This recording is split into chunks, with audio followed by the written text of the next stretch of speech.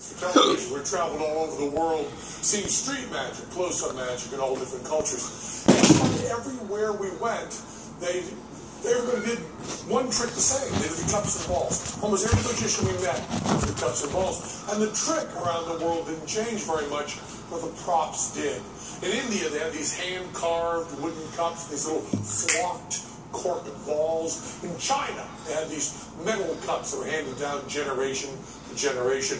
But Till and I were working for the United States of America, so we used red plastic cups, and then we used aluminum foil balls. So we had the totally American and totally disposable cups and balls. Well, it goes like this. You take the ball, place it in our hand, vanish it, it appears underneath the cup. That's the way it's done all around the world.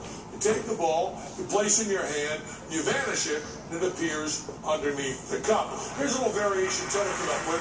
He takes the ball, places it in his hand, and shows it underneath the cup, and it still appears underneath the cup. So you have 3 cups, 3 balls. When you get that center ball, place it in the center cup, your side balls, wherever you want, they still regroup the center cup. I come over here, just a little tiny bit of juggling.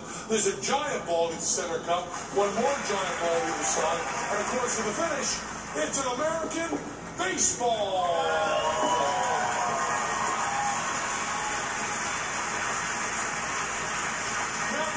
American cups and balls for a while. I want to kind of zoom in and do a Penn and Teller cups and balls, which involves breaking a few rules of magic.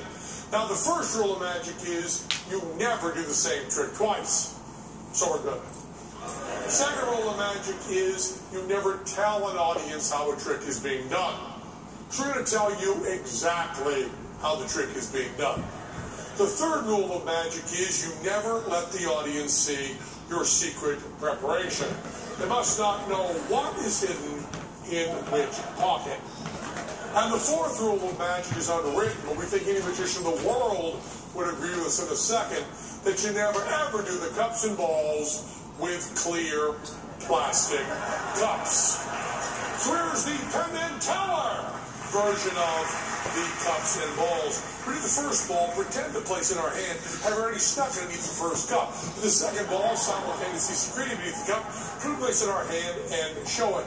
Do the third and final ball, pretend to place in our hand, put it in the cup, place in the cup, then secretly secreted and reveal it. Now all of a sudden, there's like an empty cup, so 1, 3 balls on top. Send a ball is in the cup, each of the side balls, we put them away, we don't need any more, we have 3 duplicates. Send a cup, we come over here. This is not juggling. This is called misdirection. For look over here, it tells us the final ball under, 1 more to the side, and of course for the finish, it's an American baseball right there. That's the Penn and Teller cups and balls. Ladies and gentlemen, Mr. Penn and Teller.